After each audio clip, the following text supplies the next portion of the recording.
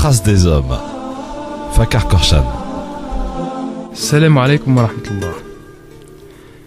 Abu Ali al-Hussein ibn Abdallah ibn Sina, né en 980 de l'ère chrétienne, près de Bukhara dans l'actuel Ouzbékistan.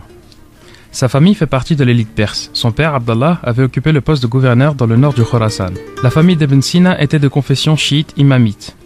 Approchés par des missionnaires ismaéliens, le père et le frère d'Ibn Sina deviennent ismaéliens eux-mêmes. Mais lui restera fidèle à l'imamisme toute sa vie. Toutefois, la philosophie ismaélienne aura une certaine influence sur la pensée d'Ibn Sina. Fils de gouverneur, il reçoit une éducation solide. Très jeune, il assimile nombre de disciplines, dont le fiqh et le kalem. Il apprend avec acharnement la médecine auprès d'un spécialiste chrétien, Isa ibn Yahya. Il y met tellement de cœur que l'émir samanide Noub ibn Mansour lui confie la tâche de le guérir d'une maladie grave, alors qu'Ibn Sina n'est âgé que de 17 ans. Étonnamment, il réussit et gagne le droit d'accéder librement à la grande bibliothèque du palais. C'est là qu'il découvre les travaux d'Al-Farabi, qui lui explique Aristote. Il commentera des auteurs grecs comme Hippocrate, Galien et Aristote. Ses écrits s'apparentent à des sommes philosophiques, dont son fameux Kitab al-Shifeh, livre de la guérison.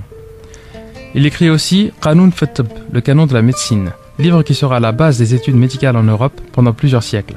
C'est lors de la traduction de ces ouvrages que le nom d'Ibn Sina est latinisé en Avicenne.